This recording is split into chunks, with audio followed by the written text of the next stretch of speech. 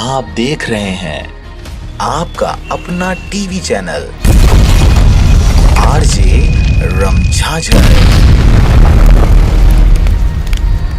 जज्बात के रंग, भरोसा के संग।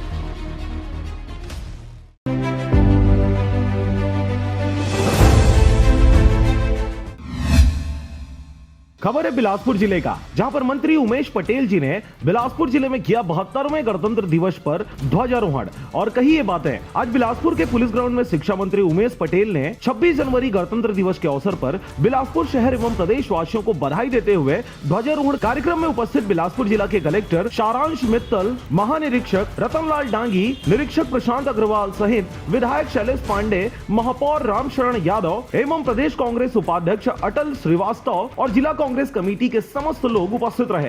कार्यक्रम को संबोधित करते हुए मंत्री उमेश पटेल ने कहा, भूपेश सरकार के 2 सालों के कार्यों के बारे में किसे नहीं पता। इस अवसर पर मंत्री उमेश पटेल ने जनता के नाम मुख्यमंत्री का संदेश वाचन किया। इसके साथ ही मंच से शहीदों के परिवारों और कोरोना वॉरियर्स का भी साल श्रीफल और प्रशस्ति पत्र देकर सम्मान किया। क्योंकि अब चीजें नॉर्मलाइज हो रही हैं तो उच्च शिक्षा विभाग को भी हम लोग अब नॉर्मल तरीके से जैसे पहले चल रहा था। गणतंत्र दिवस के कार्यक्रम में शामिल होने बिलासपुर पहुंचे उमेंद्र पटेल ने एक बार फिर राज्य के नक्सल समस्या पर खुलकर बात की। मीडिया से मुखातिब होते हुए मंत्री उमेश पटेल ने कहा कि ये ऐसी समस्या नहीं है जिसे रातों रात या बहुत जल्द काबू किया जा सके, लेकिन 2 साल के पिछले ट्रैक रिकॉर्ड को देखें तो इसमें बहुत ज्यादा कमी आई है। आगे उन्होंने कहा कि पिछले 10 से 15 वर्षों के इतिहास की तुलना में नक्सलवाद में बहुत कमी आई है। इसके साथ ही मंत्री उमेश पटेल ने एक सवाल के जवाब में कहा कि भूपेश सरकार 36 वादों के साथ सत्ता में आई थी, जिसमें से 2 वर्षों में करीब 24 वादों को सरकार ने पूरा किया है, जो एक अच्छा प्रतिशत है।